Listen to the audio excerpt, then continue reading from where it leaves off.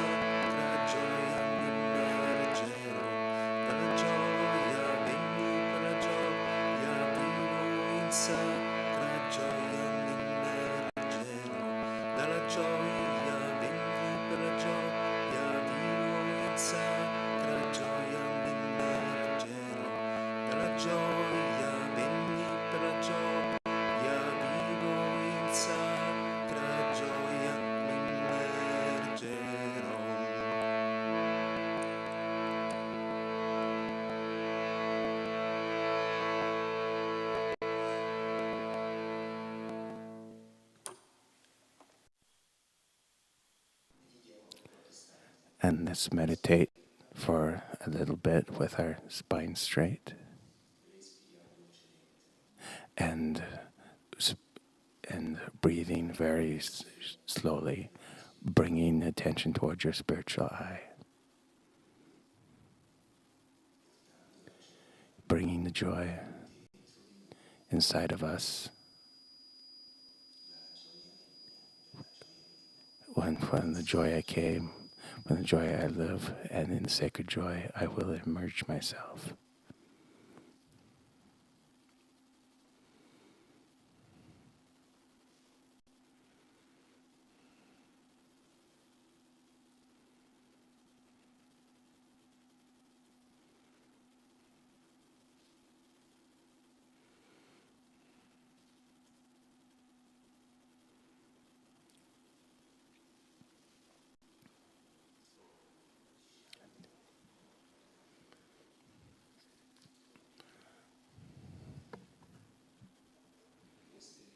this book that Swami wrote, the book on the new order of the renunciants.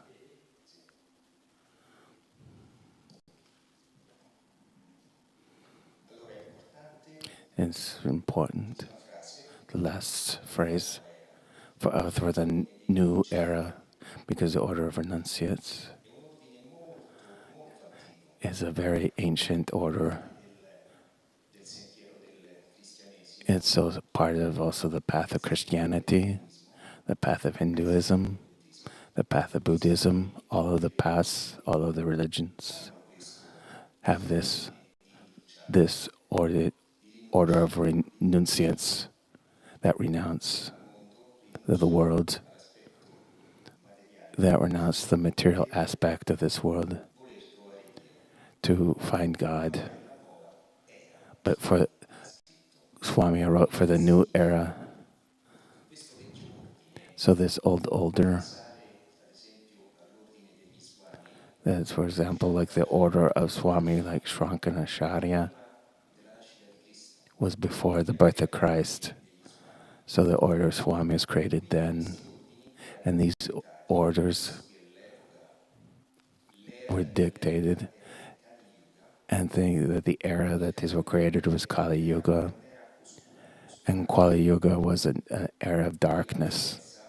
And so the consciousness, there wasn't the expansion, there's an expansion of consciousness or of mind or of social expansion. And so those who have read the Holy Science, Swami Tirtha, the master of Yogananda, and wrote these ideas of evolution of consciousness of our planet. There are 4. We won't look at them all. We'll just look at Kali Yuga and our new era of Drupada Yuga. So this is an epic. It was an epic. Kali Yuga is very epic, but it was very closed, without much expansion. So were these religious orders. There were rules. There were very fixed rules, through laws and rules, how everyone needed to act and respect. For example, the order of Swami, you can only men could belong, no women, because because the rules of the world, we need to err and look for God, and not have any money and any kind. They took vows of poverty, and they could not stay in any place for more 3 days, and so they couldn't get any attachment to people or places or situations. They were the rules that were very strict. They couldn't beg. They couldn't have any money in their pockets. This was the rules for Swamis, but also in the times of Christianity, of poverty, chastity, and obedience. Also in the life of Saint Francis, and when they went around to beg and to ask for food, they also had very strict rules. So at that times, especially in Catholicism, there was a rule about dogmatism, certain situations, certain spiritual experiences, and no one could understand. And so that's how dogmatism was born. And so you had to believe no matter what, this was a world that was created. But when someone believes in something, which they haven't absorbed into themselves, you can't make it your own at an inner level. You need to experiment. So Yogananda brought on our path the Kriya Yoga, and it said math 2 + 2 = 4. And the same in spirituality too. If you experiment the practices by doing them, you will experience the divine quality of like the peace and joy. Everyone can experience them, not through dogmatism, but through practice. It's by something that you experience for yourself. And so on the path, at those times, you just needed to believe. Otherwise, if you didn't believe, you were kicked out. You are no longer accepted. So obedience, there's blind obedience. And this was part of the time of Kali Yoga that was appropriate for that time. So at a scientific level, material was considered something that was solid, that was inert. Even the mind was closed to certain theories. Solomon had a different idea. We know what happened at the hysterical level. You could run the risk of being expelled, or you could even run the risk of going to prison or being killed. You needed to follow things exactly because consciousness was closed and there was no sense of your own individual liberty. And this was an aspect of Kali Yuga of the old times. Now, meanwhile, in our new era that was born around the year 1700, like 𝗙𝗀𝗏𝗃 said in the Holy Science, we begin to see a new consciousness, different from Kali Yuga, the era of energy, the era of expansion, the era of expansion of our mind, of our heart, of our soul, because we are moving the solar system towards the galactic center, where there are these pulsations of energy that went into our heart, that help us open our soul to this new era at a material level, at spiritual level, scientific level, even at a personal level. And this was very important because in Kali Yuga, and begin around with 1700, we exited from Kali Yuga and entered into Para Yuga. And that wasn't step by step, but it was over gradually. We were always entering more into this new era of energy. And we always come closer to the galactic center that helps us to expand. Then Swami Kriyananda created this order. And Yogananda studied with him for 22 years. And after a small amount of time, he saw in his ashram, he was made in charge of the other monks. So then the master who created the monastery, he made Yogananda the responsible person for the other monks. So why did he do this? Because master already knew that Swami in the future would have created these new order of Swamis. So what did he do?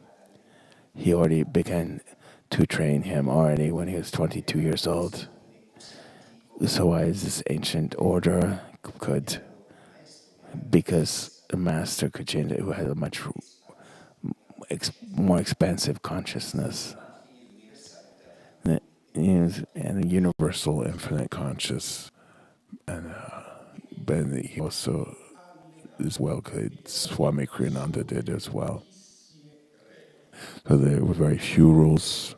The only rules were during meditation you need to stay in silence. And there's something that's really important as part of the new consciousness of Kali Yuga, of the Body Yuga. It's too many rules prevent the spirit from growing.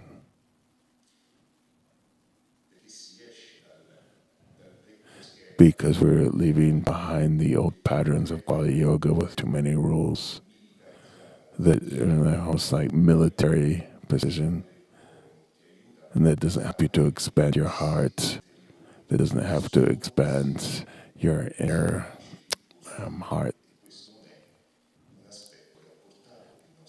And this is something that Yogananda has brought to us. He brought an expression of consciousness that will help each of us to decide how we will have communion with a divine consciousness, not so much what we need to do. Not say, don't do this, this you need to do, this you need not do, this is good, this is bad. How can a person grow in inner or in general? And so too many rules also prevent creativity. And everyone needs to express themselves, their own divine consciousness, in which like God created us. And it's going to help us, each of us, to realize each of us, we are individually an expression each of us have. While in the past, this couldn't exist. You could only follow the rules and follow them. And this is why Kali Yuga was no longer was not the expansion of consciousness, but this is what the master brought to the world that he then gave to Swami, that he allowed Swami to create this new order. So one time, Swami was in India. In India, they still believe that the Swamis there believe they're still in Kali Yuga, because this expression of the four eras, because it was only Sri Yukteswar that between his intuition of consciousness, he understood how these eras needed to express themselves and explain them. But in India, they still think we are Kali Yuga for 300 years more. 3,000 years more in the darkness. But fortunately, it's like this. In the new era, is not like this. New expressions of consciousness and new scientific expressions. Everything was so quick. The liberty of thought that we can express, even outside of the old patterns, ways of seeing. It's in Kali Yuga. We are leaving certain consciousnesses behind. They are still on many in the consciousness of Kali Yuga. This is this war between the old and the new. And there's this expressions of control, which is expression of Kali Yuga. Swami went into India, and he went to a Swami who was about 130 years old. So he had important practices. But he was very austere. And he was very much in the mentality of Kali Yuga. You can't enjoy this. You can't do this. And Swami said, a question for you.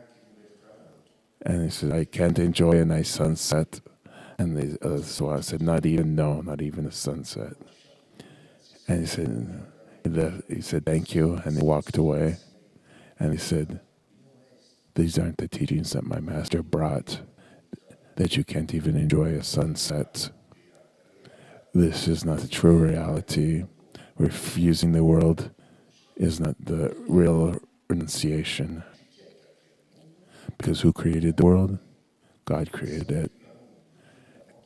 And if we live in the world, we give up on the world, give up on a part of God. So the sense of renouncing is not giving up this or that. And the ancient rule of Swami was called neti neti, not this nor that. You can't enjoy this. Neti neti is a word in Sanskrit. And so it was a constriction, a negation of the world. But the consciousness of today, and you could see the roles of the past. When you negate the qualcosa, you have to overcome it. If you deny the pleasure of having a beautiful house or money, it doesn't mean that you have overcome it. It just means you've put it inside of this door inside of your heart, and it remains suppressed. And maybe someday it will come out again when there's a situation that brings it forth. Even those who repress sex, that doesn't need to be done. I knew a priest personally, and I spoke with him very personal years ago, and he said to me, Marco, you can't understand what they do in the Vatican with homosexuality. So what does this mean? It doesn't mean to condemn. It means when one represses herself, they're not overcoming. What can one do? They need to learn to have self-control on situations, not repression, but self-control. I'll help you step by step to overcome that situation. You can't just do it automatically one day to the next and become a perfect monk. It's something that you need to resolve internally.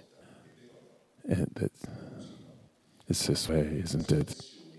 So suppression, to say no to life, say no to anything, doesn't help us to melt that situation, that problem there, whether it's sex or power, or it's to have a beautiful house or a family, or if you have renounced everything.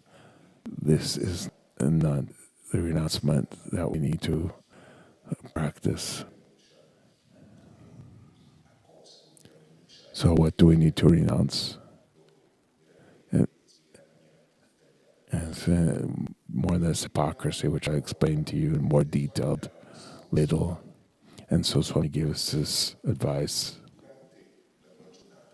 during your day, when you're living your normal life, when you go home in the evening.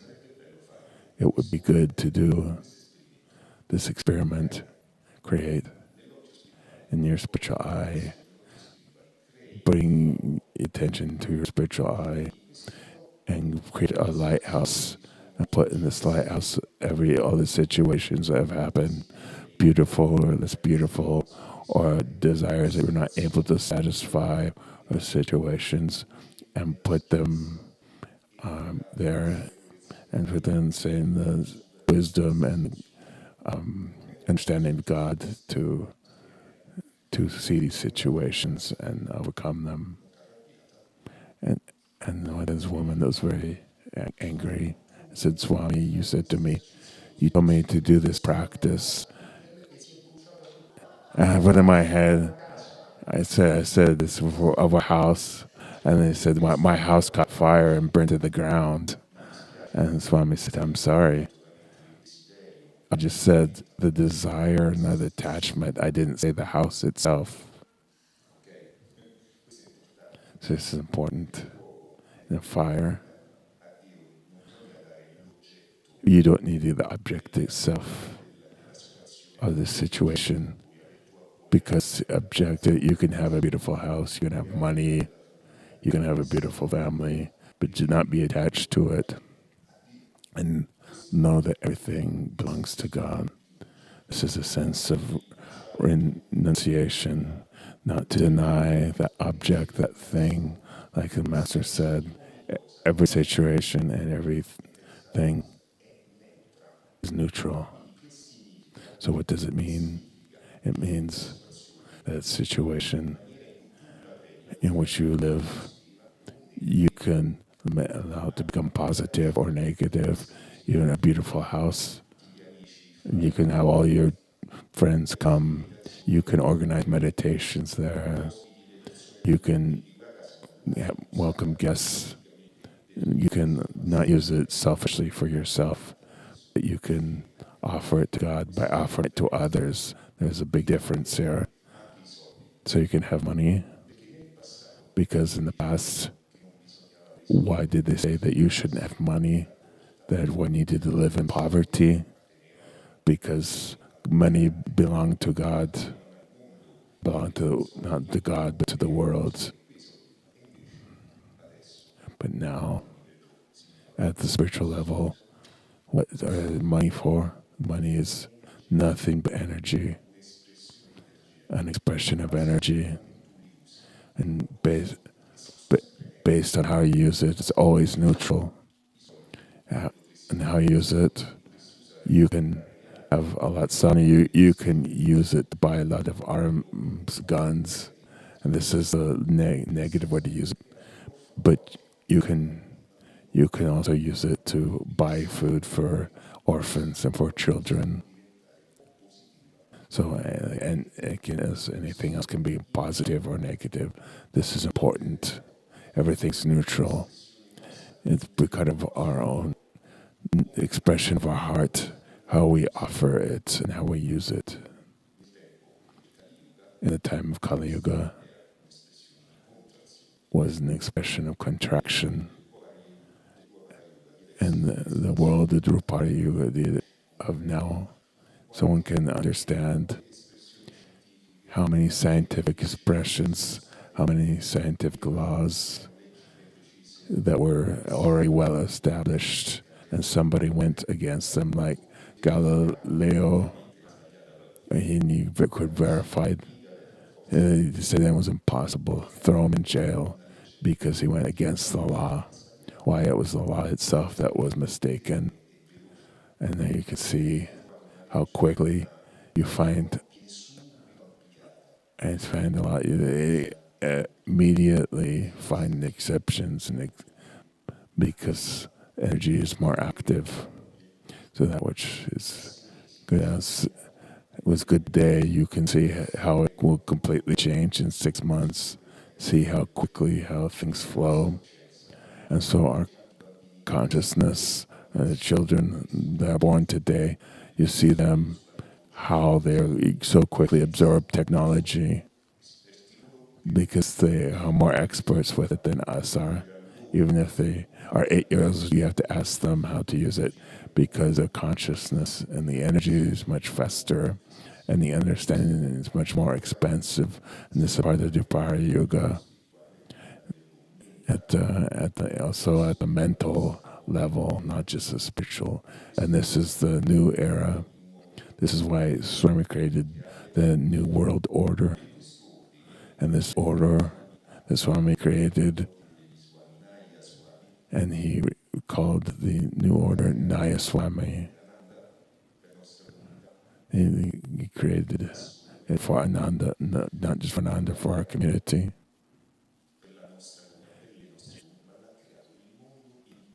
He didn't create it for a community, but for the whole world. This is important to know.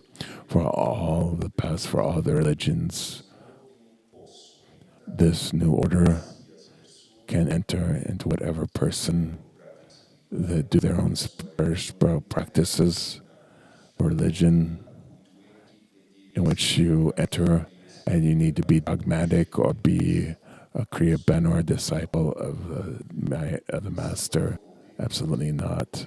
So these vows, for example, how something common for each of these 4 orders.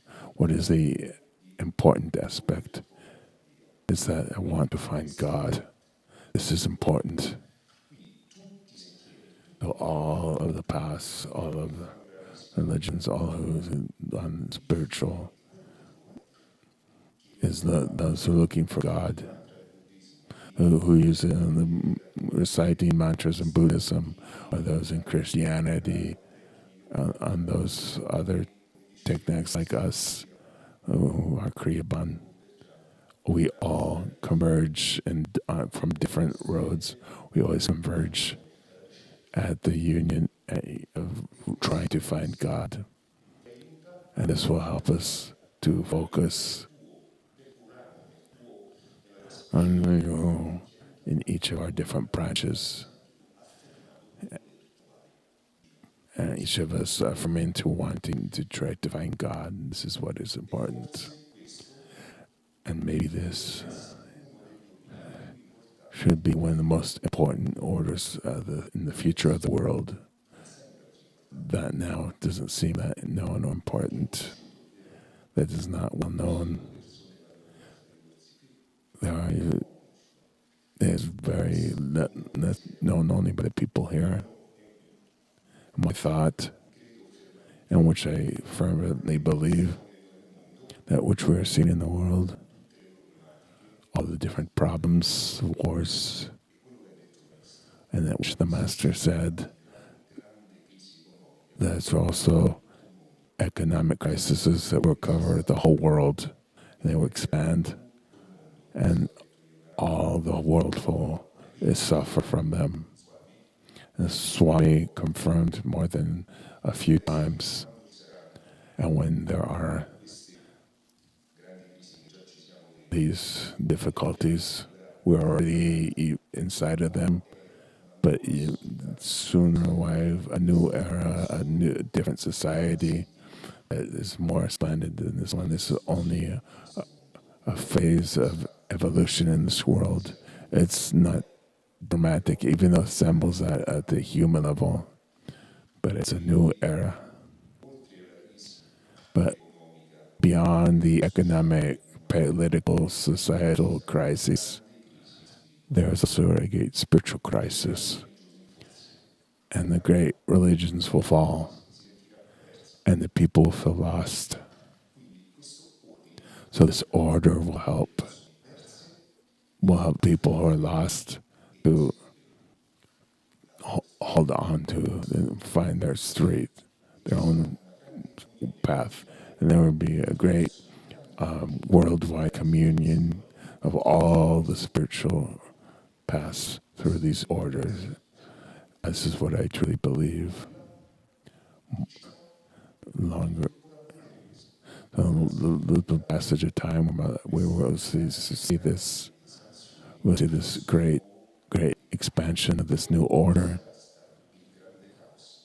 After this great chaos in the world, this new order, well, all the different paths and religions can all converge in one truth, in the diversity of the one truth, which is that to find God. And it will be very beautiful, because we will see in this many different streets. We'll see, and we will embrace this. All these different paths will bring us towards communion to God, and we'll have reciprocal respect for every religion. And this is what the new world order will be. This is what I really believe. And so, therefore, this aspect of the new order is very important. And what Swami said, he changed one example when he said the rules don't touch the spirit, and so these rules of openness are what Swami brought to us, to Ananda. In fact, there are few rules here. When the master went to Yogananda, the master asked him,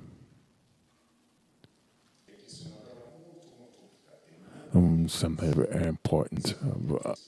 obedience. But he said, Master, I do something that I don't think is right. How can I obey you? And he said, and the things don't come from me, that things come from the consciousness of God. And he said, well, that I can accept. What does that mean? In the old style, when you talked of obedience, into someone who was superior, and obedience that didn't bring us toward a divine consciousness, that always brought you down, because instead of expanding your consciousness, so Swami said, the obedience that you had to I'll choose one who knows God, so you can give the certainty of your obedience to Him, because that's what you will tell you won't come from his mind or from his ego, but will come from the consciousness of God. So we can give obedience, while Swami said to Ananda, a different obedience for us. And to give that of the cooperative obedience. It's interesting, these differences means we don't need to accept no matter what. We can discuss, we can be against it. This respects the consciousness of where each of us are. There's no repression. This is what Swami Yogananda brought to this new order. So the subtleties of that are different from the Kali Yoga. Before you can go against the order of a superior, you would be kicked out. You'll be kicked out of the order. This is the historical level. Now, the words that Swami can bring to Ananda are just a few. And it's where there is Dharma, where the Dharma there is victory, and then too many rules prevent self-realization. So these few rules have to do with no alcohol.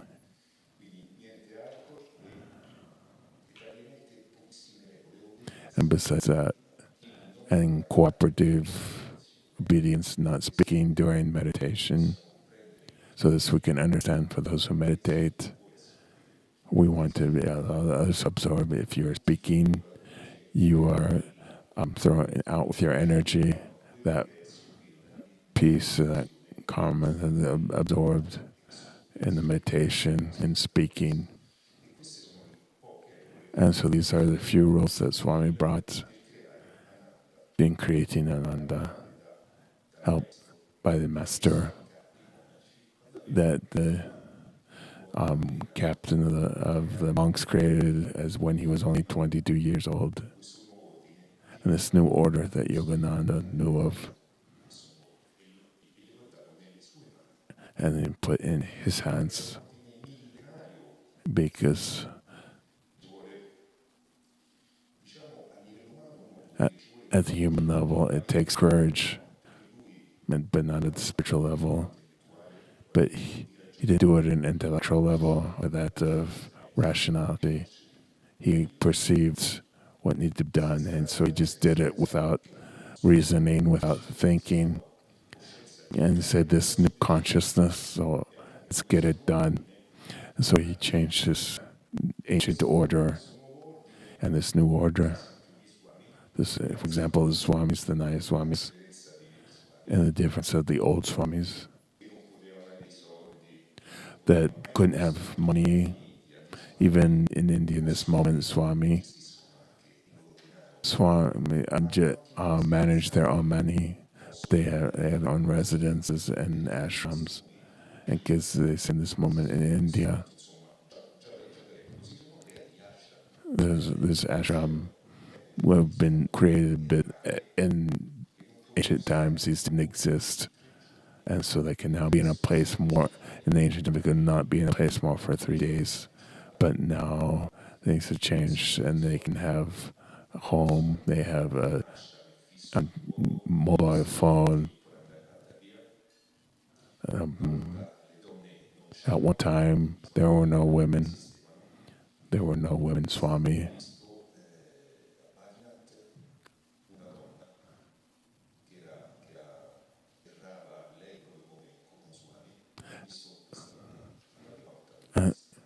And then Swami said one time he saw this woman, and he said, finally, I've read the time to give also women this opportunity. And this is the difference between Dupara Yoga and then Kali Yoga, which is expansion of the heart at all subtle levels. It's spiritual, physical, and intellectual. At all the different levels of consciousness expand. And the Naya Swami can have money, can have their house, can have their own economic stability.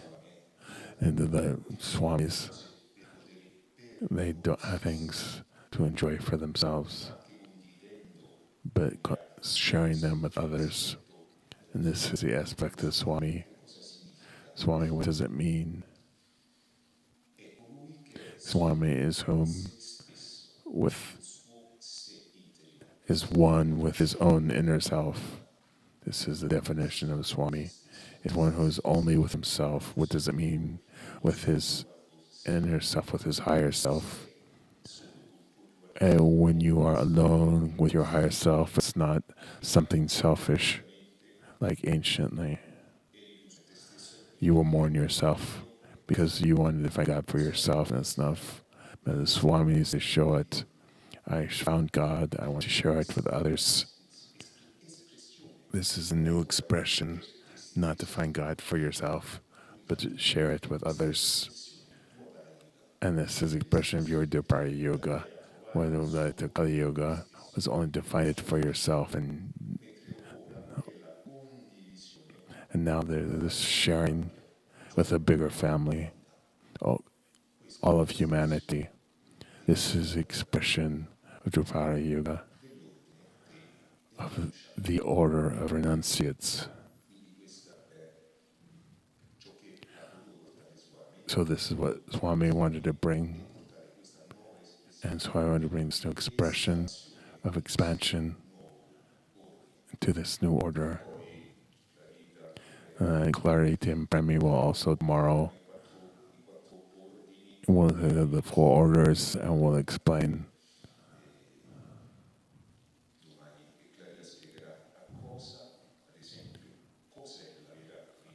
what is true in renunciation. Do we need to renounce having a family? Do we renounce having a house? Do we renounce a business, a job, or any money coming in? One of the great disciples of Yogananda was a millionaire, a businessman. And so it's renouncing the things of the world for something that's even more profound. And Swami in his book said,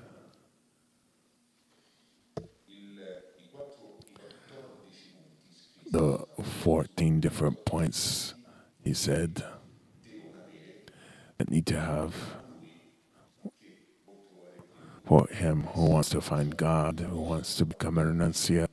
There are 14 different points, very important, profound, we need to study,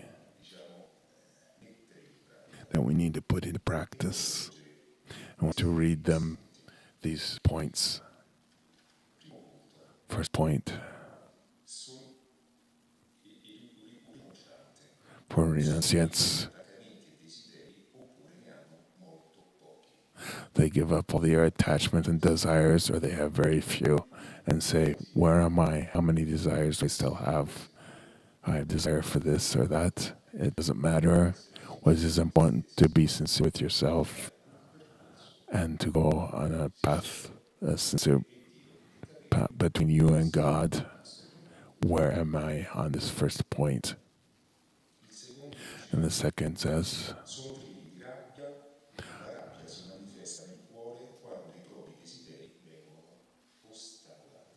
I said, and and free of anger. The anger comes in the heart when my desires are blocked. And this is true, isn't it?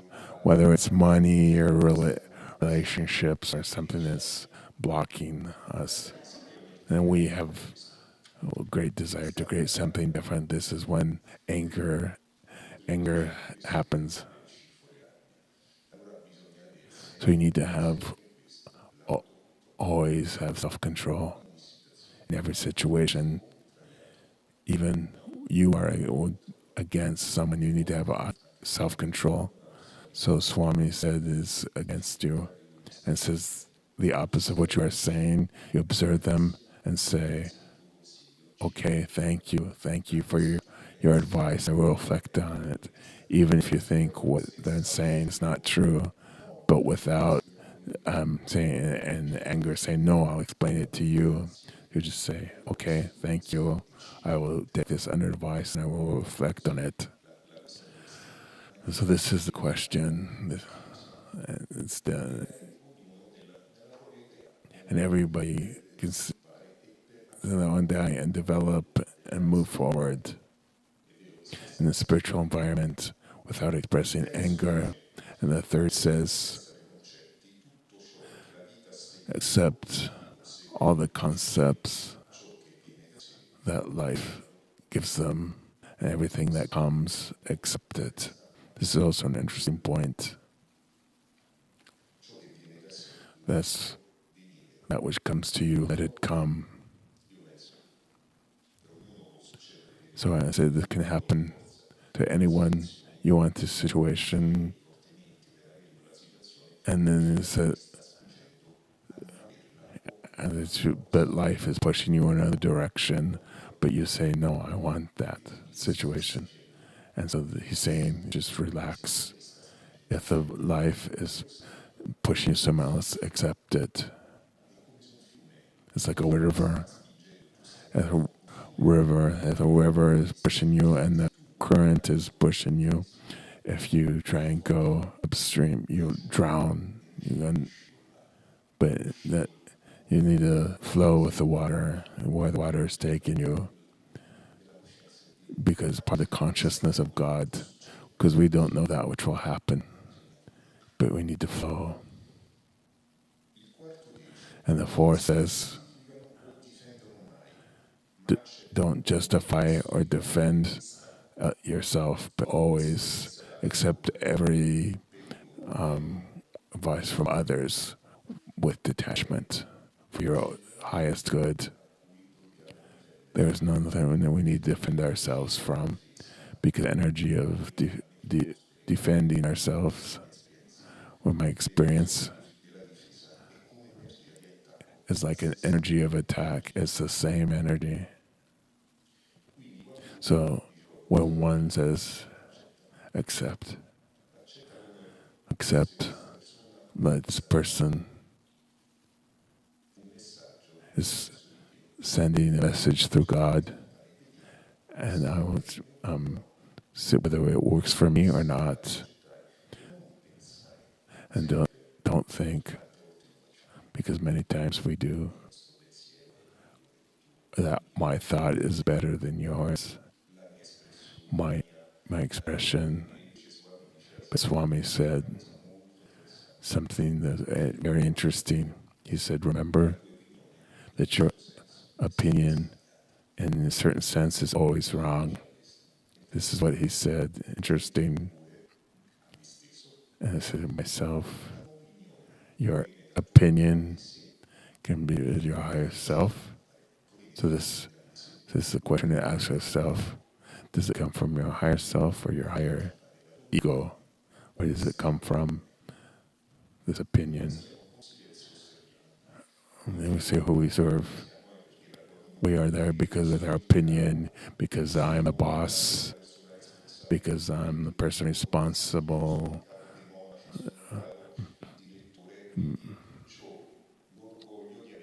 the pride, the presumption to be right. And, this is a great error that many of us do in many situations. And parents are always right in regards to their children. An error. And so there, Swami said, be aware. In a certain sense, it's always wrong. So the fifth said, then always carry God in your hearts. And so we know so none of us would be here.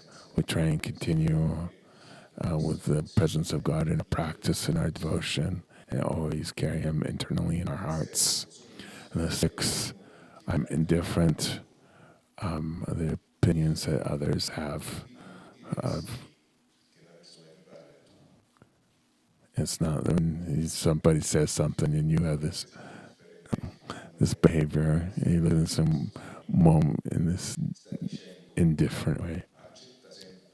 You are accepting always the opinion of others with kindness, but don't let it create any inner disease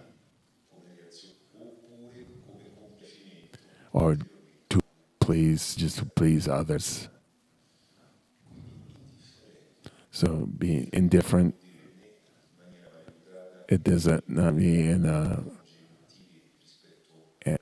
way that's uneducated or a way that's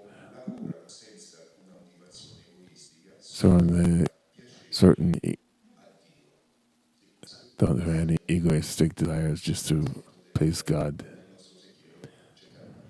So there's karma yoga on our path, act, work to please God, and this is what we know, and which we each try and do in our own way, with our ups and downs, to do our things, to serve, feel the presence of God. While you're doing something, feeling divine presence in your heart.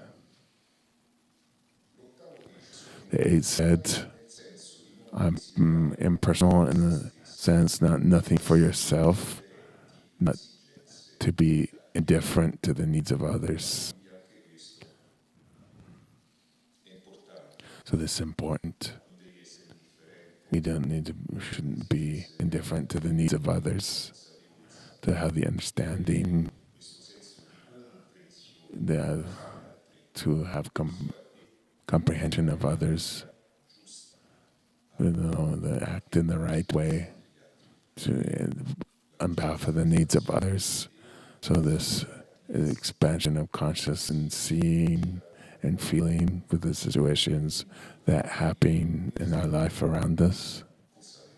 This inner understanding that Swami talked about. 9 said, I'm happy all beings are trying to achieve Sati Ananda. This is what's created by Shankaracharya.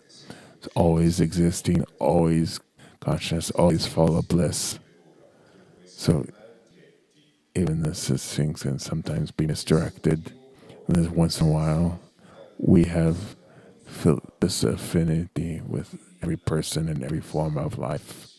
So our expression, our highest expression is Satchitananda. At the material level, we think to be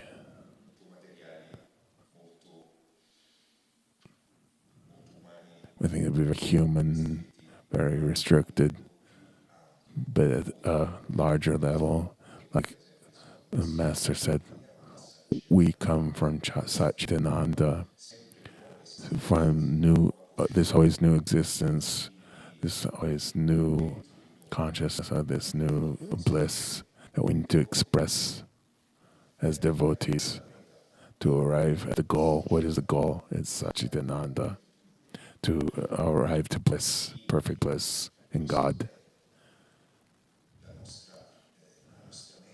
This is our highest goal. step after step, incarnation after incarnation, we will all reach at Satchitananda, the bliss of God. The 10th, then don't accept anything that belongs to your, so something that has been lent to you in order to give to the others.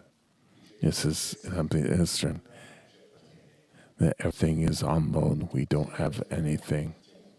And this, we then reflect on it, even as in our body, in our consciousness. What do we identify with? We identify with our body. Ranjit is this. I look in the mirror, and this is how Ranjit looks. If I looked at my past lives, what has changed? Should I be attached to this? When I was in the past life in India or in England, or I don't know, we shouldn't be attached to any physical aspect. We have our body alone, so our soul can manifest the consciousness of God. So it's just unknown. And then we will go, and then we will consign it.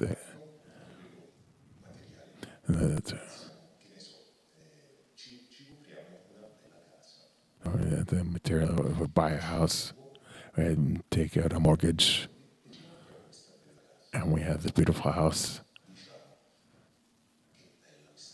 And we say, how beautiful this house, this is my house. But the years pass, and then the day arrives that you leave the house because you go, and there's God that takes you away, and that house, before you leave, you have another buyer that takes this house, and there's another mortgage, and says, what a beautiful house, this is my house. And then years pass, and also this person needs to go. And then another person and the same buys the house. And then the same thing happens. At the end, who does this house belong to? It's his. It belongs to everyone, but belongs to no one.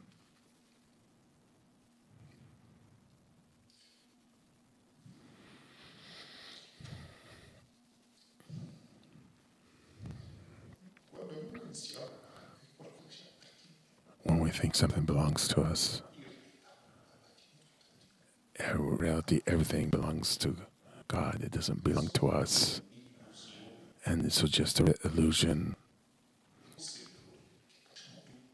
This is the error we all make. We think that everything belongs to us. But life teaches us, when it takes this way, then really nothing belongs to us. Everything belongs to God.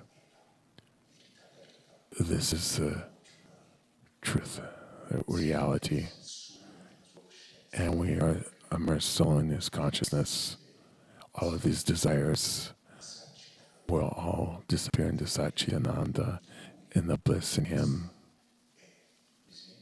And this is an example of life, of spiritual life, of the great masters that teach us that we think that our bodies are here for always. This isn't true. It's not like this. One day we will let them go, and we will say, let go. There is much more than we have ever thought. And we will say, wow, and I thought it was this way. That belonged to me, that this thing belonged to me. But you will see that the whole universe belongs to the divine consciousness, the infinite divine consciousness. That's what belongs to them. And then everything that we live together, and the realization is to enjoy everything, but realize that everything belongs to God. And everything with the love in our heart, and not this feeling of possession.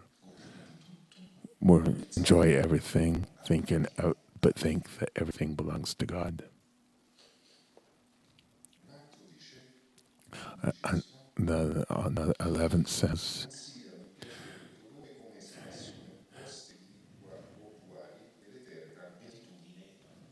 consider both pleasure and pain as both sides of the divine bliss of God.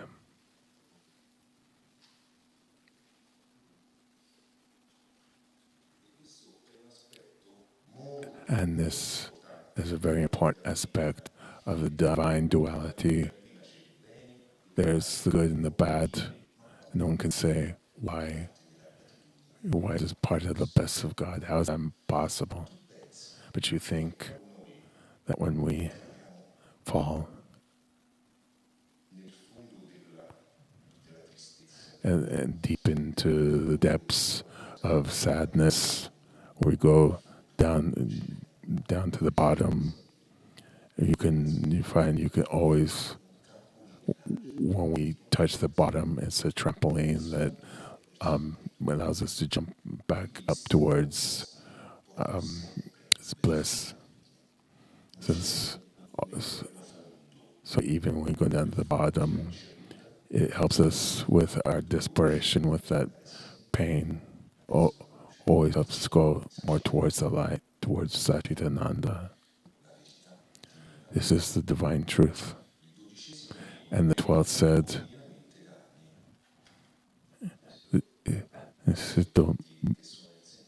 and all the people on the path. This said, the meditation is an essential practice to come into contact with ourselves. The 13th says, those who are always happy with themselves are never touched by insults or by outer sufferings or by defeat. They always try and put in practice in their lives the ideal expressed by Paramhansa Yogananda when he affirmed, you need to remain calm in front of all the tempests in the world. And this is very interesting. And this is our path. I said, I haven't arrived to this yet.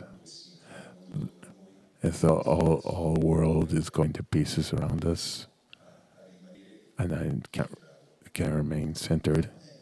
So that's okay. If we need to cry, we cry God.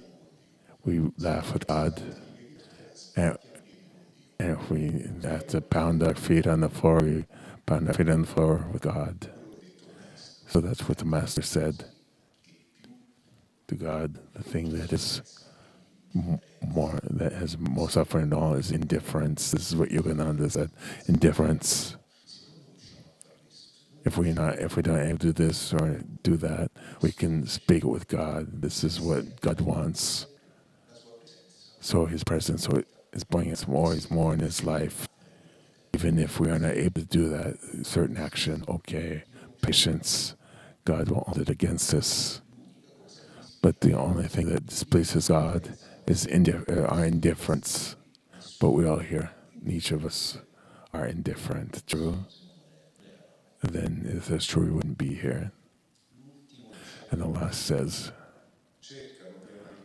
try to love God incessantly, always more deeply, with spirit completely open to His will. And so, our expression, all of us, what do we need to do? We need to do the will of God, the will of Master, and not our own, with our egos, with our thoughts.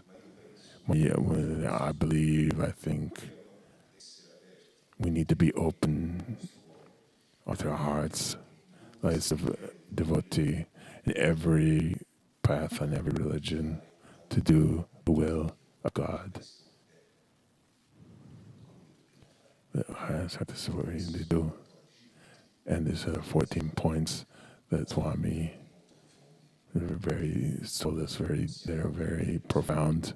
You can put them on the wall and read each one and say, where am I? So this other, I need some help. And this, I'm doing a little better. So we see step by step, day after day, month after month, year after year, how our interchange happens. So the 14 points are very important. Do you think so? And now we'll have a pause, and then Clarita will teach. So thank you.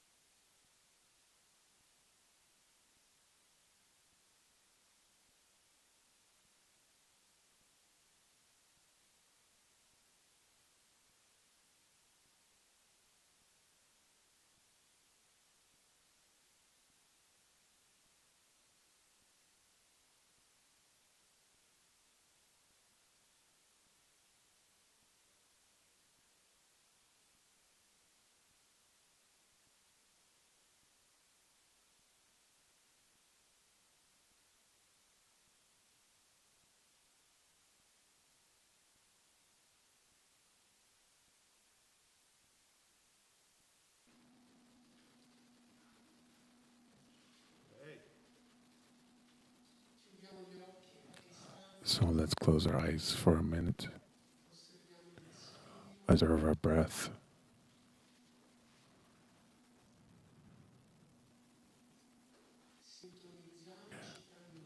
Synchronize with each other, with those people present and those who are watching online.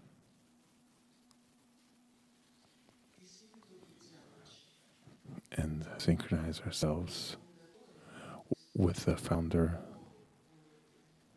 of this new order.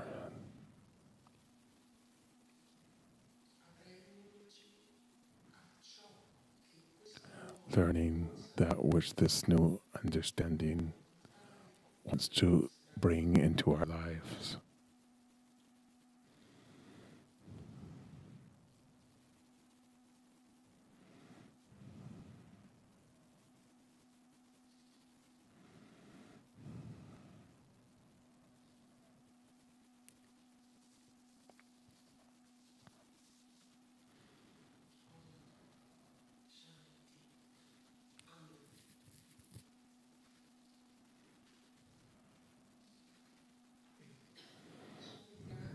Swami Kriyananda said,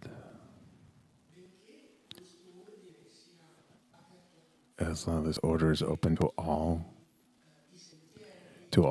on paths, to all devotees, whoever wants to find God independently of which path they follow, he said, is that Yogananda was sent to contribute to a fundamental change in civilization. And see, in my vision, that is Swami. All Swamis of this new order of renunciates need to accept their first and foremost guru. It wasn't necessary that 𝗙𝗀𝗏𝗺𝗏 Ananda, even though I'm the founder. Therefore, the people that embrace this new model of life desire very fervently to find God. And what is it that blocks us, that impedes us from finding God? And it's the thing that always always the ego that blocks us. Even if we don't follow ego, we will never be wrong. Yogananda and our master said that we have passed through every form of life. It's just strange to say we were minerals, vegetables, animals, and now we are humans. And we haven't completely human because we're still not able to open our hearts. And in this evolutionary phase in which we need to pass a consciousness from animals to human beings, we were put in a place we need to have an experience of the material and learn. Because what I learn, I will give a small example, because this life is a school of learning to perfect ourselves, that we attend.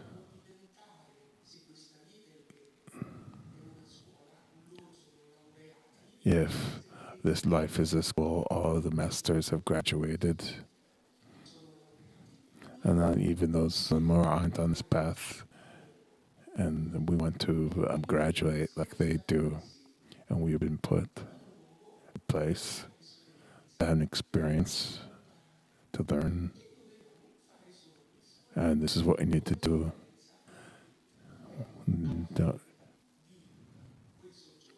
At the end of this stay, we will be reabsorbed into God,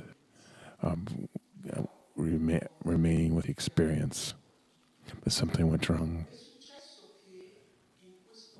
It happened in this theater which we act.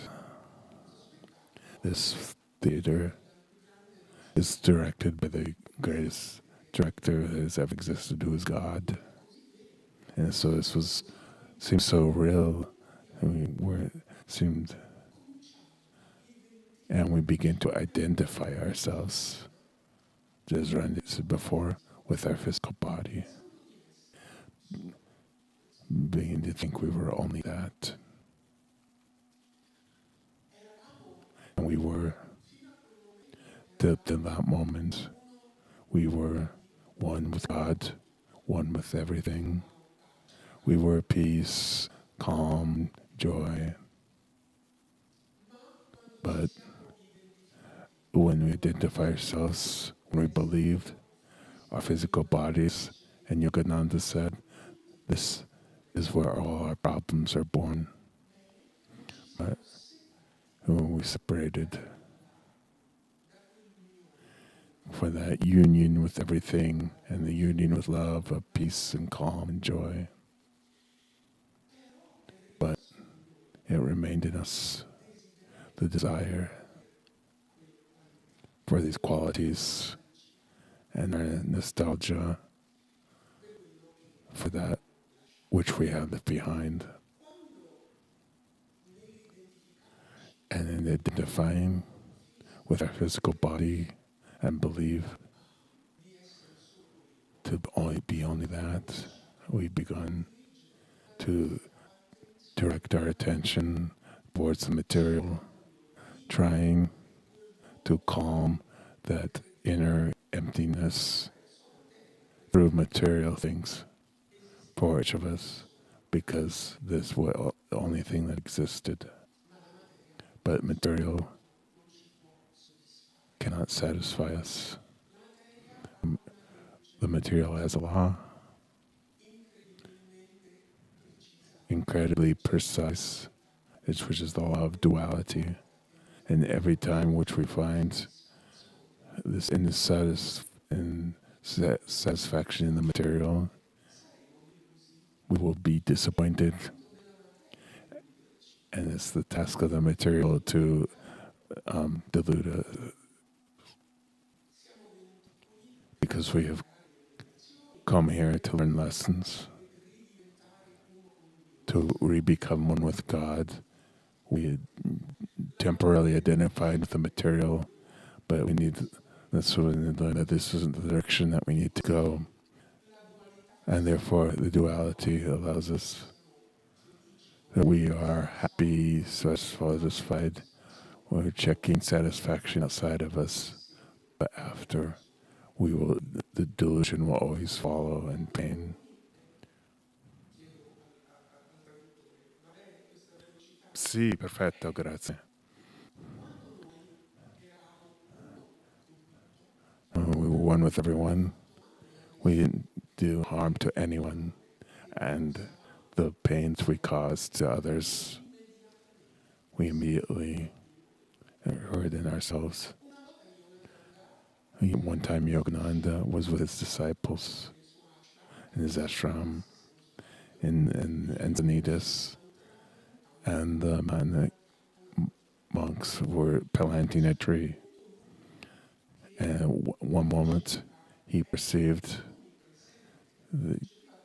because it's omnipresent, he begins to say, slowly, I can feel it suffer, because he was one with everything. And in the moment we are not separated from everything, we begun to reason in different terms.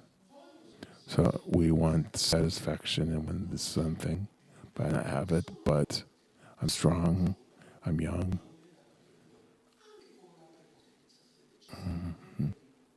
And I would take it even by force. It's him that suffers, not myself. But doing this, we are against the universal law that moves the sun and the other stars, which is love. We get attuned with love to become one with God. And this is how God created. He already thought about this before, probably. The laws, the sister law of karma and reincarnation. And we needed to return, and to return many, many times, many lives, to experiment joy and pain. It's like a blender, up and down, all around, before we understand the direction in which we need to look. And this brings to mind the story that Yogananda said of a spot in the certain moment of the year. He began to feel the perfume, this beautiful perfume that attracted him. It even attracted him so much he began to go crazy. He went look everywhere to look for it. So he didn't know. And he didn't realize that it came from something that was inside of himself, and the perfume. So he went and fell down. Fell down in a hole in the ground and died. So maybe not to everyone, but maybe something similar happened to us. It's just ego that is that allows us to fall into this trap, the illusion that this life is real, and that it can give satisfaction, but a moment will happen after many, many lives, thousands or millions of lives, who knows, which we learn to experiment, we learn to experience an agony, monotony, so then we would actually begin to look in a different direction. And that's what we are doing now, which we're interested. And when we take the vows in this new order, as Ranjit explained so well, they offers hope for all those who want to dedicate their lives to God, but who are not able to find in the institutional forms that exist now in the world that which is for them. So let's look at this ego. Let's speak clearly. Ego, to a certain moment in our evolution, is necessary because we can't think it's necessary to evolve if there is no will behind it. But unfortunately, this has a price to pay. One, we are influenced by the ego, very influenced by the ego, because we haven't understood to look for satisfaction through ego will bring us inevitably to suffering. But when we're in the ego and we are pushed by the ego, we think it is our own doing.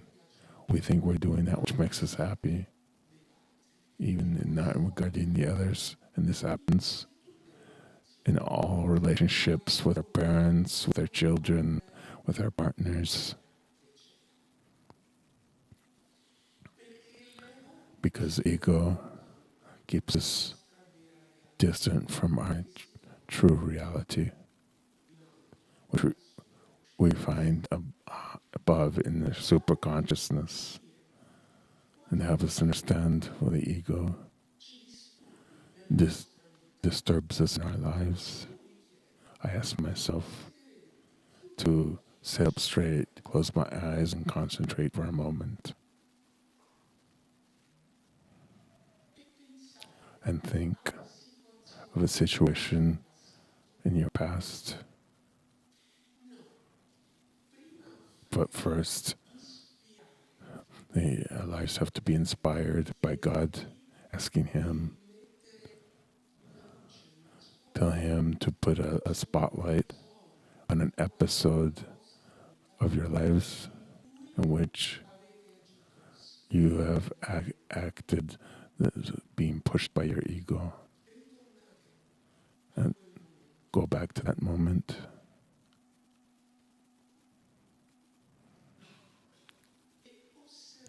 And observe yourselves. And observe yourself act according to the will of the ego, the advice of the ego. And observe yourself, how you felt, and how others felt as well.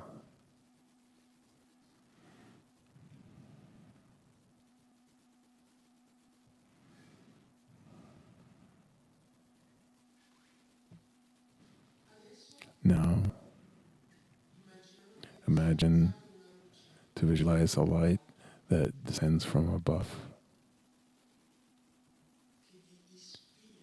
that inspires you.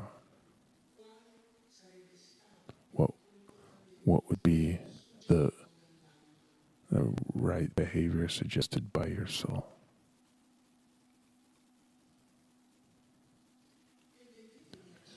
And you need to act instead of the push that your soul gives you. And observe yourselves. See if you feel yourself expand, how you feel, how others feel, and how they act.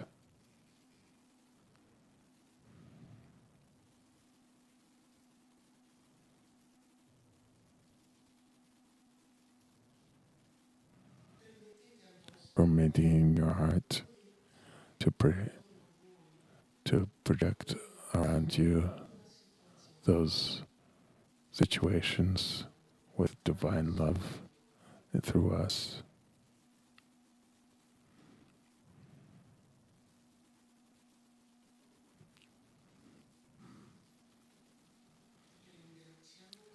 And thank the light that has helped us in this experience.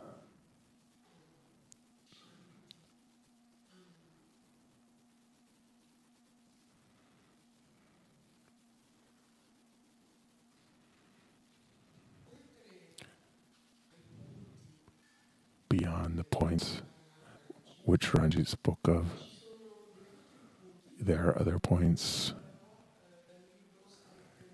that from the book of Swami's Be Aware Sadhu.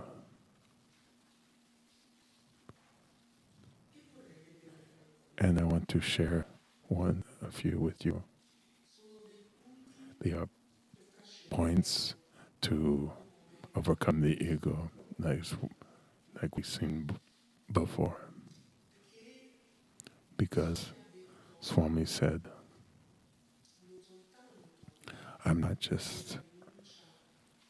it's not just a renouncement. As Ranjit said, the renouncing the things of the world with self-control. Swami also said that renouncing suffering. When you read, it comes when the ego feels something, it feels a sense of contraction if it doesn't like something. But the point of view of the soul, but renouncing something allows us to feel a sense of expansion. Swami Ananda suggested to us, when you see something that you would like for yourself, buy it if possible. Accept the satisfaction of possessing it, but then, with an open heart, donate it to someone else. Because he suggests to do this, because It lightens, takes away the strength from the thought that we are attached to that thing.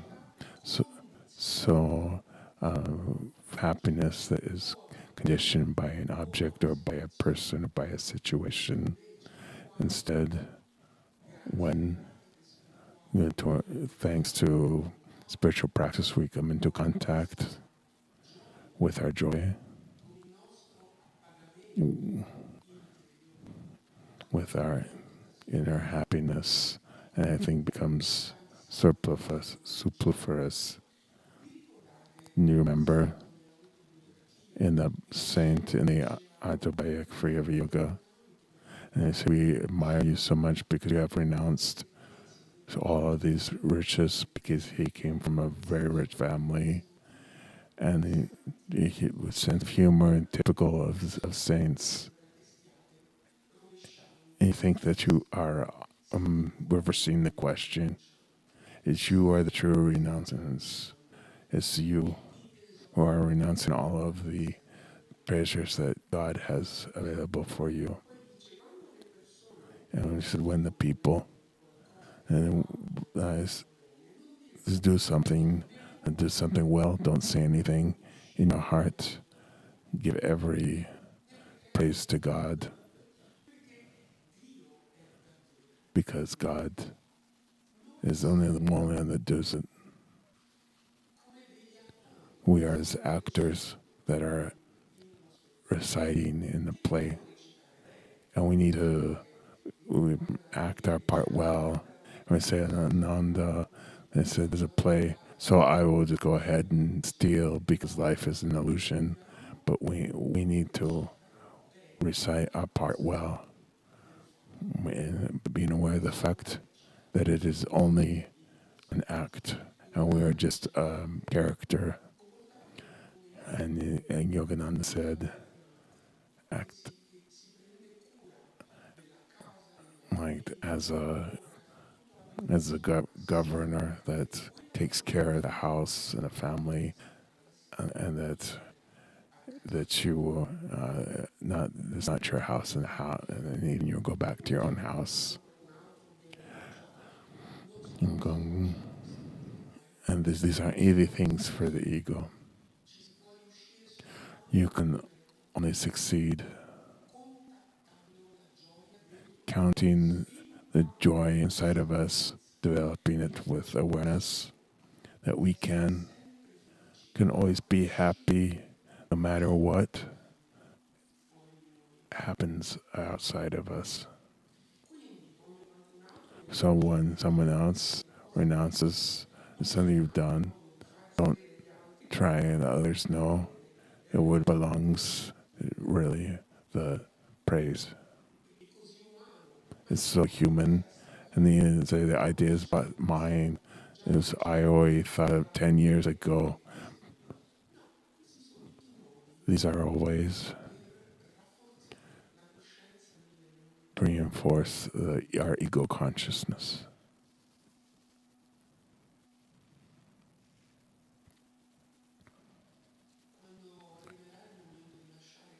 When the moment comes to leave our body, all of our objects and our families will all stay here. Only one thing will go with us. It will be our astral body. And there, all of illusions will still be there. That's why we need to train our mind. What is the best way to live while we are here?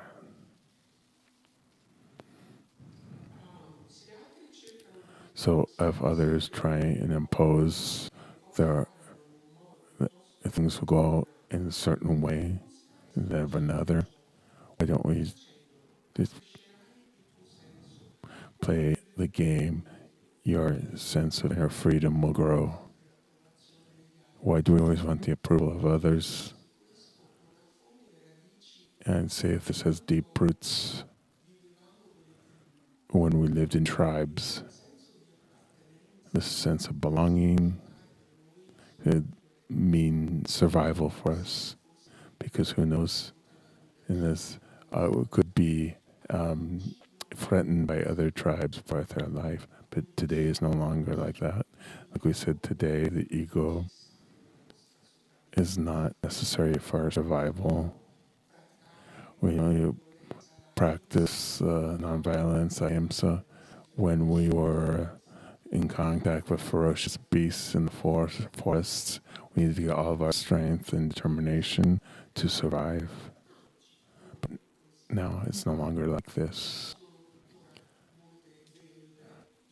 There are many wild people in the world, and in Wall Street, for example, who knows where else.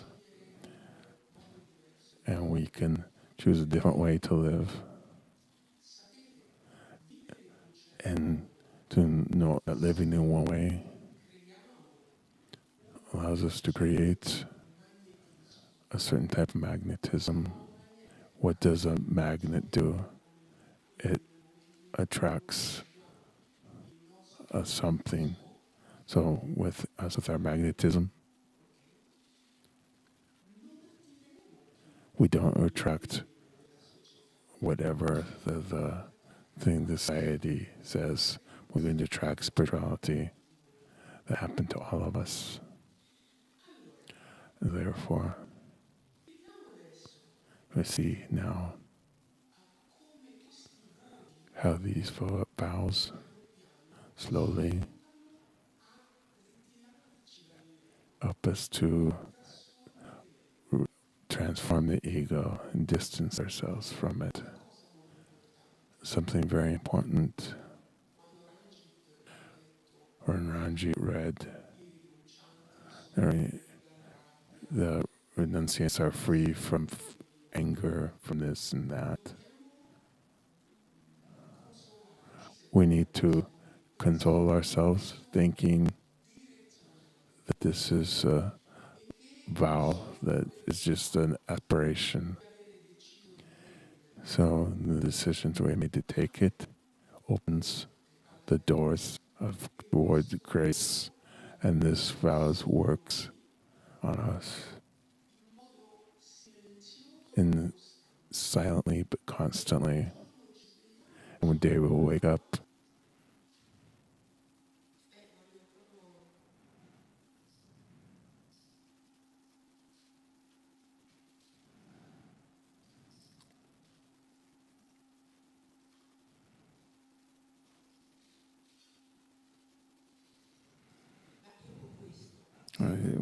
Well, so this is what I have. If you want to add something, ego, in effect, is the last illusion to disappear. It can be overcome, offering yourself to the infinite. With the last ties to the ego, and give the oceanic bliss that expands to the whole universe. This is what Swami Kriyananda said. Yogananda also had his own definition.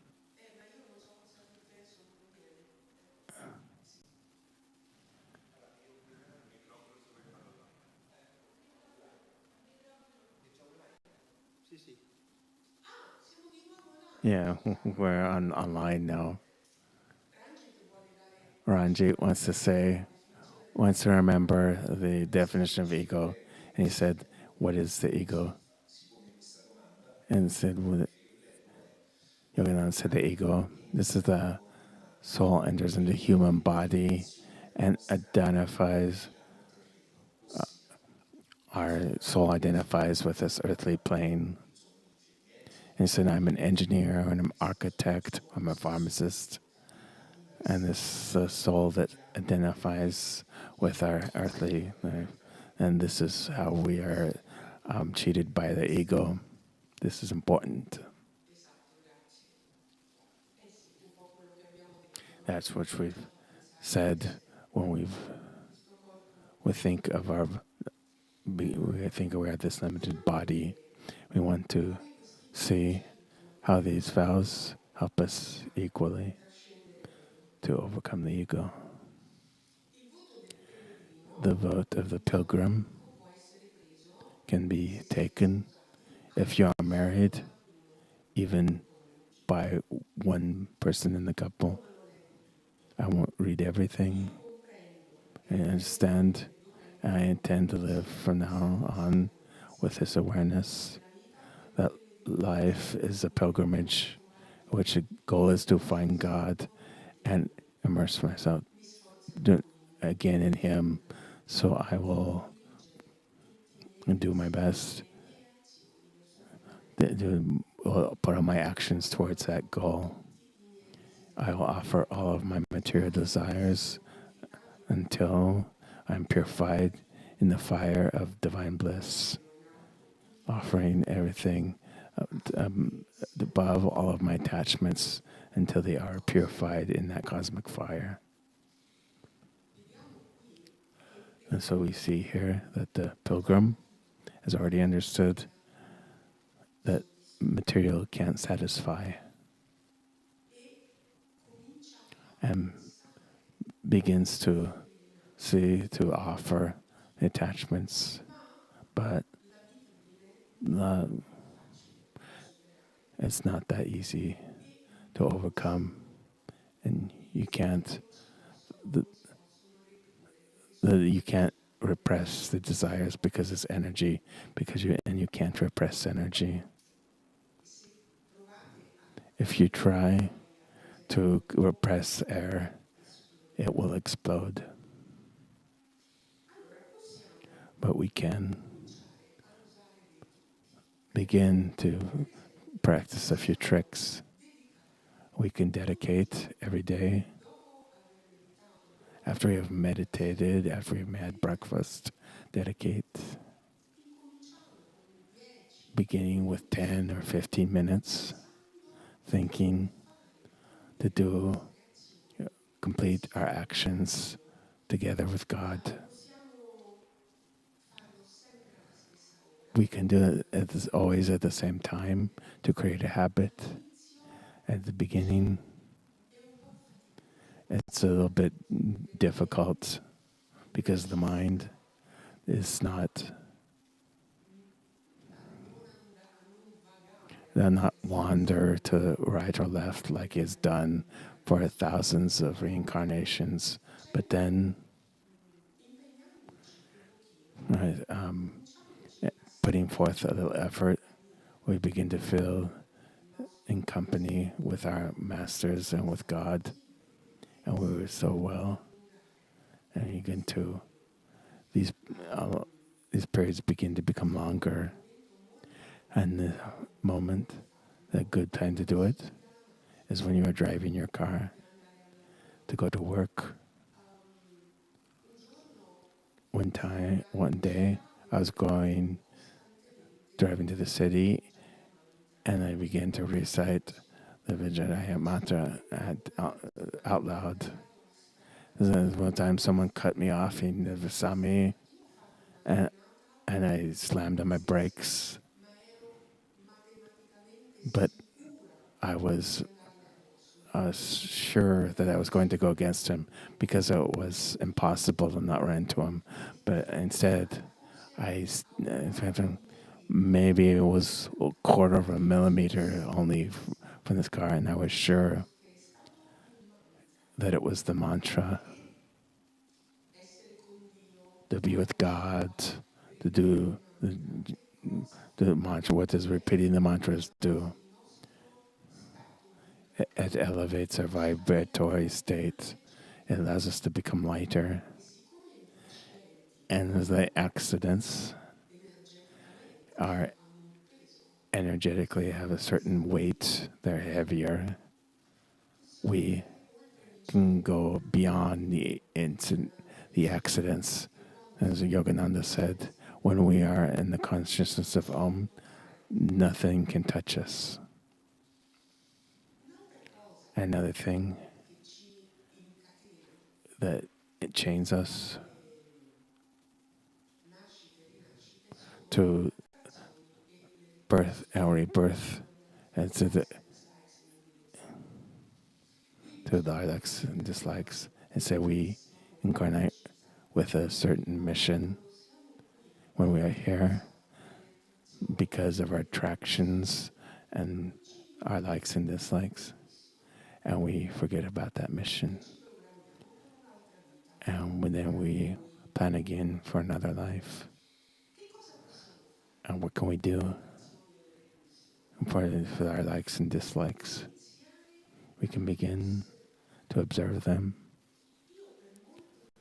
And for many times, I wasn't aware of my attractions and my resistances. So just by observing them or write them down. As come the day, I say, okay,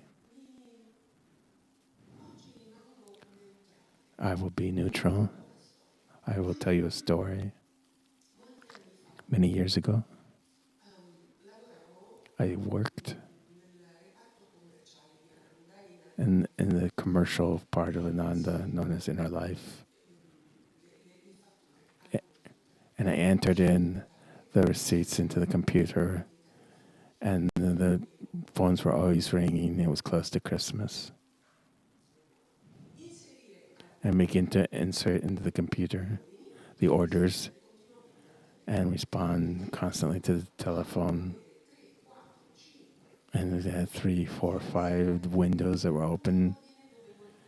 And for every order, I remember this product and this cost of delivery, etc. And in the evening, I was here in the temple, and I needed to sing with the choir, and I was so tired. And then I reflected, and Yogananda said, if we work in the right way, we shouldn't get tired. And I said, help me understand where I am mistaken. And I looked through my day, and I became aware that every time the telephone rang, I said, oh no, oh no.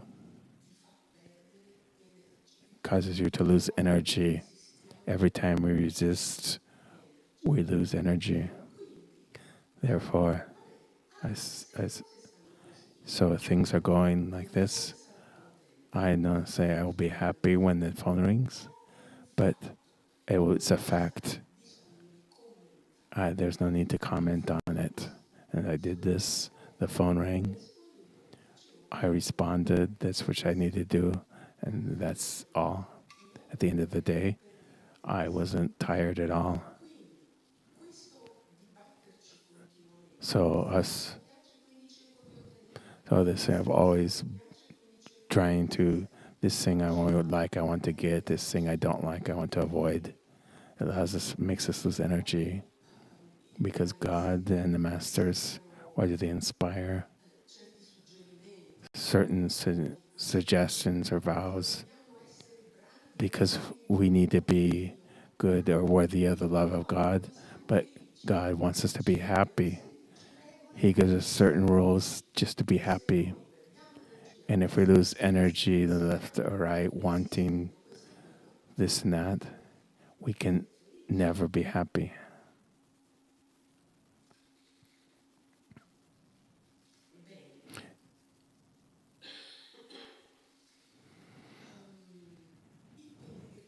And the pilgrim needs to, should begin, like Ranjit said, control of sex, not just for sex. Why is sex so seen as mistaken? So let's go back. We made a mistake by identifying with our physical body, thinking we were our physical body. Everything that strengthens the sensation to be our physical body distances us from our spirit. Even eating a lot, because they think it is the food that allows me to stay alive. When Jesus said, man does not live by bread alone, but by the word that comes from the mouth of God, which means energy. And if you look, I say I might have a little bit to still learn here. And he said it's an aspiration.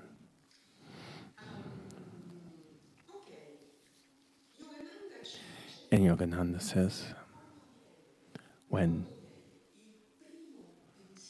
the first thought,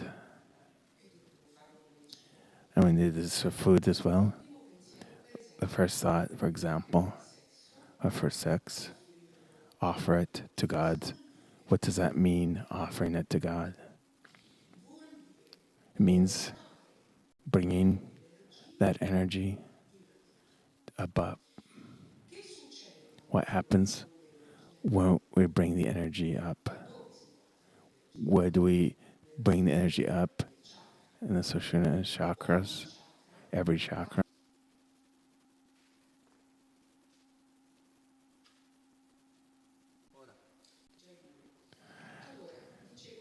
I was saying the chakras have different vibrations from the lowest, the dense, and they become more subtle as we raise the energy upwards with the karma. As we practice in Kriya, dissolves. Therefore, we're in a small experiment. So think of something that makes you angry, or in the past that has made you angry, and focus while you feel it along your spinal column. In which chakra? Put, for example, the third chakra. The example that it's there. Imagine that the spinal column is like a ladder with different steps, concentrating on that point. And with your breath, try and move to the next higher chakra. That heaviness, that anger in this case, and do it many times until you have felt it move, and you can help yourselves with an image of the master that is helping you with his hands or with an elevator. Whatever image that gives you strength with the breath, try to move it to the next step. This emotion. When you have felt it move, continue.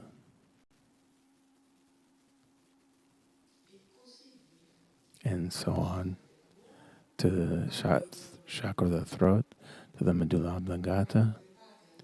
When you arrive at the spiritual eye, offer this energy with gratitude at the feet of the omnipresent. Try, do this exercise, do it over and over again with calm. It will help you so much to bring something upward. If you have a discussion with someone or a misunderstanding, send light, bring upwards your feelings, and then we do something called nothing has happened, a third important thing. This is a way to begin, to bring, to offer upwards and go beyond the suffering that the ego brings us, because the ego brings us suffering. Good. Let's see. The Tyaga, those who are married and offer their lives to the search for God through this vow. This vow is taken except certain cases by both people in the couple, because one begins is exercise self-control. If you are married, you have certain responsibilities to your husband or wife. You can't just be happy for yourself and you say, you can't, this thing you can do no longer do. So we've taken a vow when we were married. So both partners in the couple to bring the energy up towards God. I will read something about this vow. I will consider my companion like a divine channel of the strength and the grace of God. And I will try at the same time to be a similar channel. I will try my best through love and respect that I feel towards my companion, that I feel the service of towards all of humanity. And I feel how a meeting with other person can help us go towards God in front, above all. We need to remember, we need to understand that this life that we are living, the people that we meet, who we marry, or the children which we have, etc., we have chosen before we were born. We have chose this life because we know that it was that which we needed to take an evolutionary step. I don't say that all marriages are correct. So Swami gave us his own list of times and when a person understands that their partner is blocking their walk towards God, then they can separate. How Yogananda said, when it comes into conflict with a higher need, then it is no longer a need. And we have to learn to say no to certain situations and say, so not all unions need to last the whole lifelong, but if both want to go towards God, then it'd be a great help. And it's very important to see another as an immortal soul and not as a personality or by their physical appearance. Why are celebrities and get married, and after 2 years they separate? Because Yogananda said they marry a beautiful Thai marries beautiful lipstick.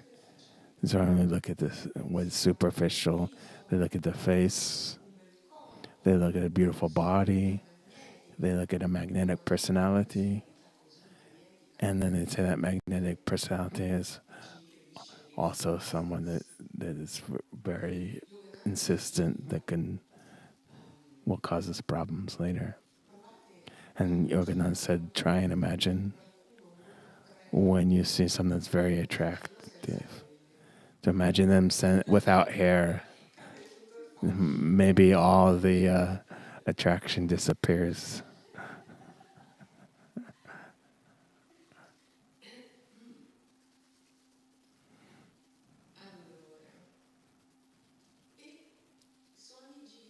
And Swamiji told us the advantage of a marriage when couples decide to grow together. When we hear these points, who's married here, if we leave at the point of view of the ego, We can see my wife is not doing this, my husband is not doing this. We need to look at ourselves as we need to be. What is the correct way that we need to behave? Swami said, marriage helps those who are inclined to balance their masculine and feminine energies. One can learn from the other. It's correct actions that complete the human being.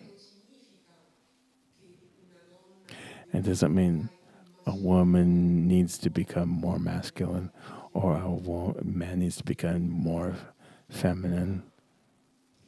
But that woman, once upon a time, this is a spiritual practice helping meditation of who we really are. Yogananda was fully perfected. He was perfectly balanced between his masculine and feminine self. And this is where we need to arrive to maintain, for the woman to maintain her feminine side. You don't have to abandon it, but be maternal, help to be welcoming at the same time.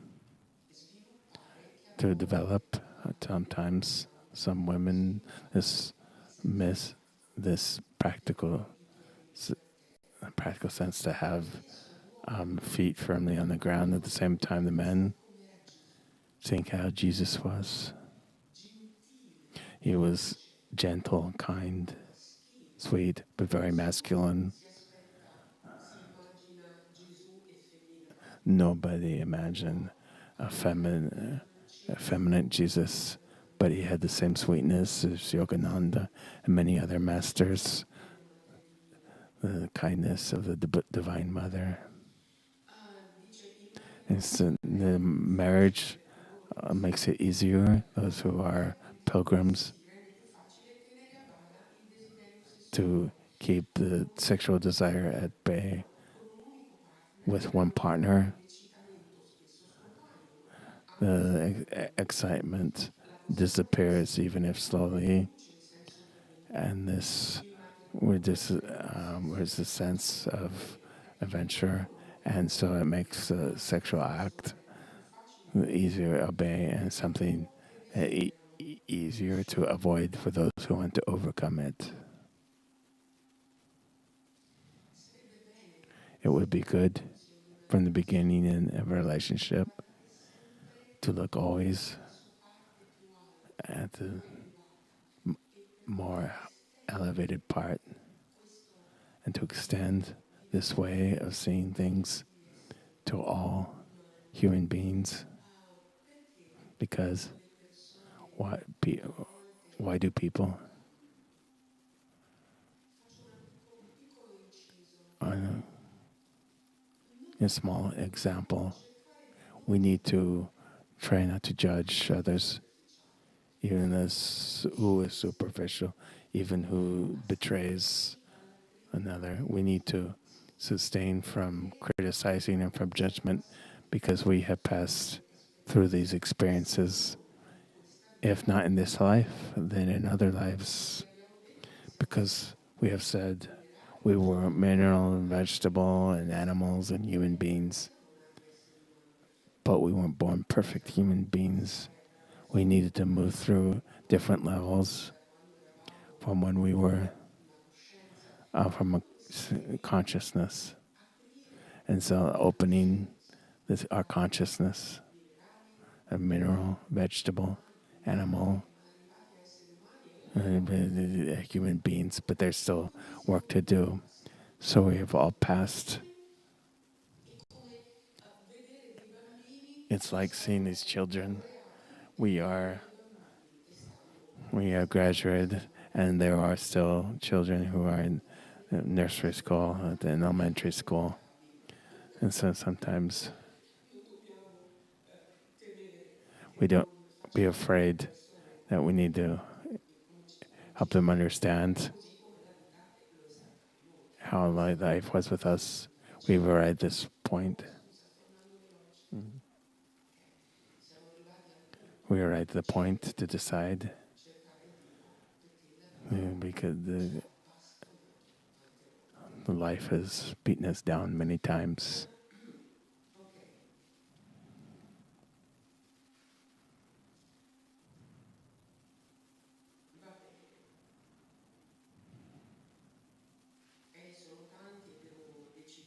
And there are many, which ones to read.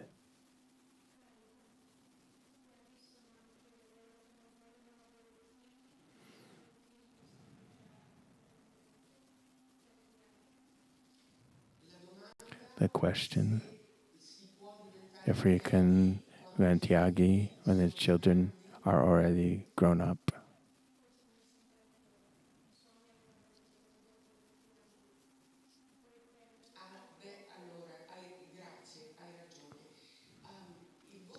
The vow of Tyagi in a certain way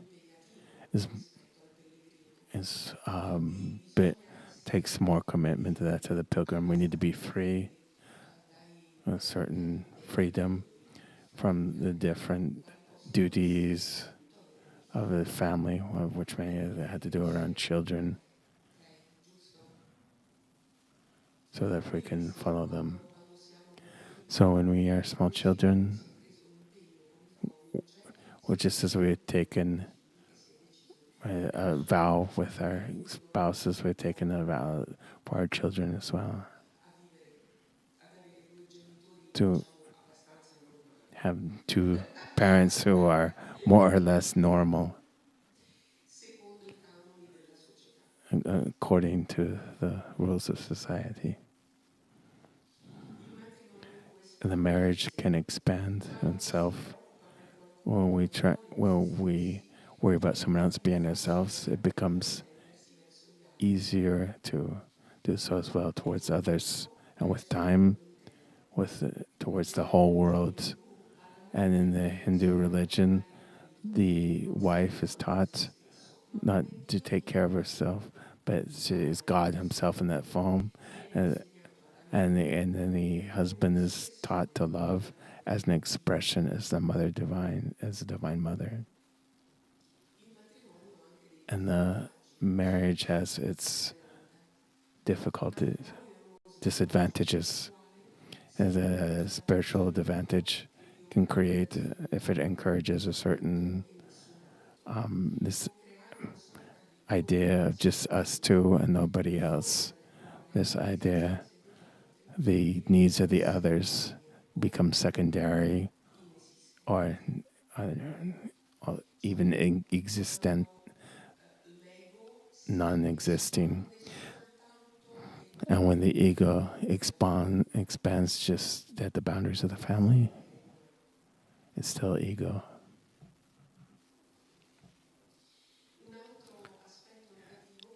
A different negative aspect, marriage can think the first thing, what's the first thing that will make my spouse happy rather than what will make me happy.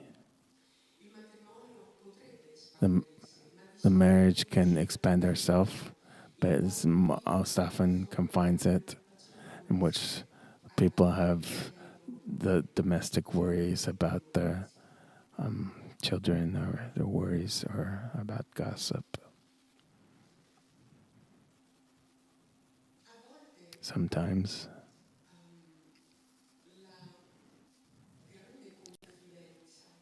great confidence that there's between husband and wife can make it.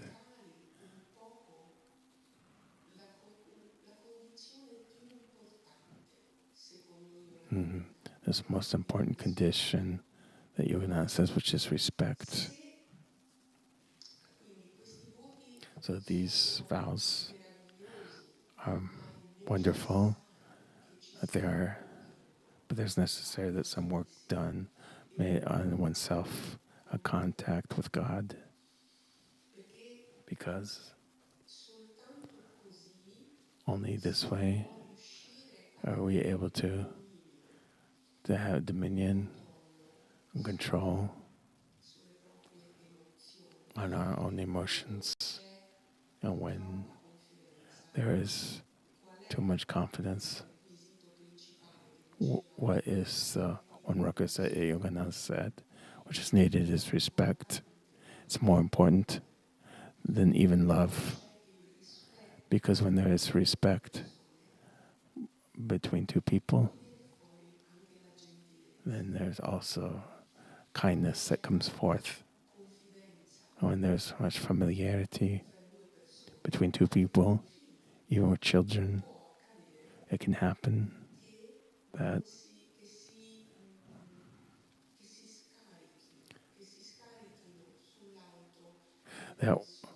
one blames others, and there's things that go wrong, or that they can become nervous and become irritated.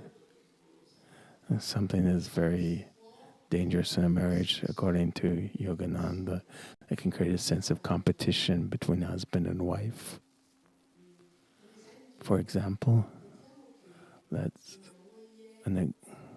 imagine that a wife married a very messy husband, or a different characteristic that the wife doesn't like. That is also true for the woman. But sometimes women are a little bit more aware of this. In the sense that every occasion will be good for the wife to yell at her husband is that things should be as she wants. Rather often, she says that women marry men thinking to change them, and men marry women hoping that they will never change. So, if it's done in a certain way that we don't like, why do you think to change it? Because it needs to be similar to the idea that you have made. You just accept it, and they create this. If you're always just insisting on this point, something always be a certain way, this destroys the marriage. Are you able to be relaxed when you are looking how the other person needs to change? How can you be relaxed if you're always like this? And judging. When we are relaxed, the energy can flow, God can flow, the high inspiration can flow. And together with respect, I think a fundamental condition of relationships between spouses, but also with everyone, together with respect, is kindness. Kindness with ourselves, because in that moment we relax, which we allow the other to be. We need also kind with ourselves. So let's see what Ananda says on kindness.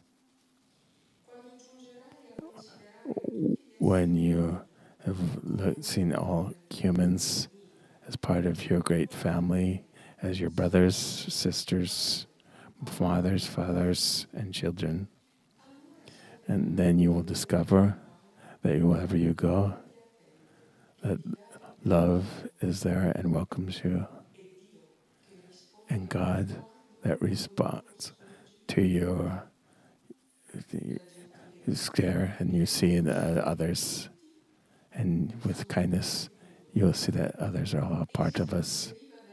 And this comes from not being aware of what others think of us, but it comes from the simple understanding that kindness is recompense in itself, and it creates a great fountain of joy inside of us. If our heart has no boundaries, then the universe itself becomes your house. So talking about kindness, Swami Kriyananda, when he went around, he smiled at everyone. He had this smile, inner smile, and the people responded to him. And when he went to some place or some restaurant or some store, often people come close to him, just like bees when they feel the fragrance of the flowers. And I say, I don't know why, but I feel like you are my friend. And it was true. He was deeply a friend to everyone. And one of the last talks I heard him make, and he said, now, and I walk down the street, the people, they smile at me first, even without me smiling at them. It's incredible to see what this means to develop a magnetism of a certain type of love and of kindness.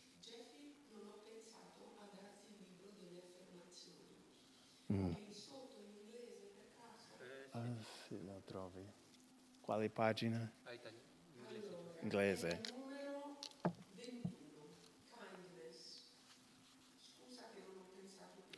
No, va bene, l'ho trovato. L'ho trovato. Se cioè, tu lo leggi in italiano, io lo leggo in inglese. So let's do the affirmation, but we'll just do it mentally. Close your eyes. And let's affirm. The whole world is my home. And the human race, my family. With God's kindness, I embrace all men. The whole world is my home. And the human race, my family. With God's kindness, I embrace all men. The whole world is my home, and the human race, my family. A wet river of kindness of the Divine Mother that comes from above, that flows through us and carries this kindness to all the people that we know, to all of our relatives, even those who are no longer here, to our friends, our neighbors, to all of our neighborhood. And then we can imagine to see the people that begin to develop a feeling of reciprocal kindness. They help one another. They sustain each other. And that this expand even more, this kindness, to all our city, and to the whole country.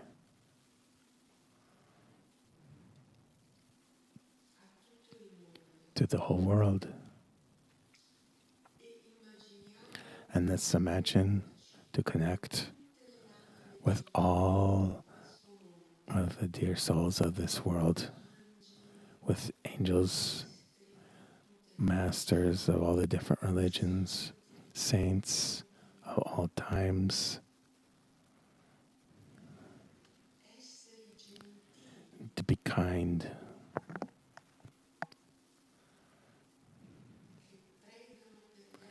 pray for others, for peace and for harmony in the whole planet, in the whole solar system, in the whole galaxy, in the whole universe.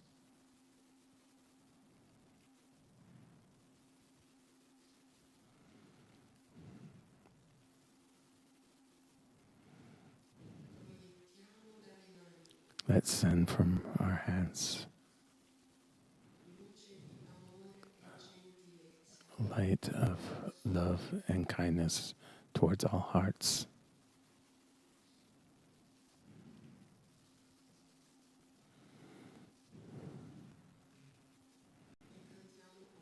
And let's say Om 3 times.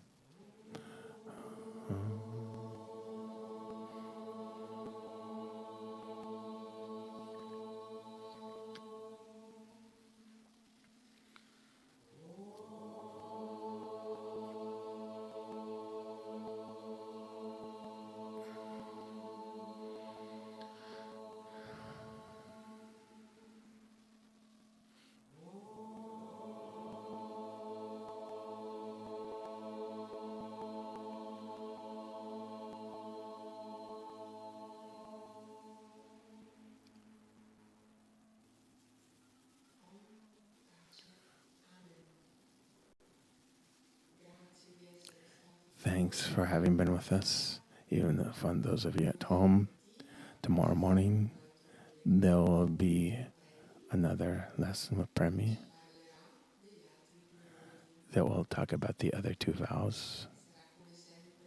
And it will be inspiring and beautiful as always. We're going to meet at 9:45 in the morning. So let me repeat, 9:45 in the morning. But, good morning to everyone.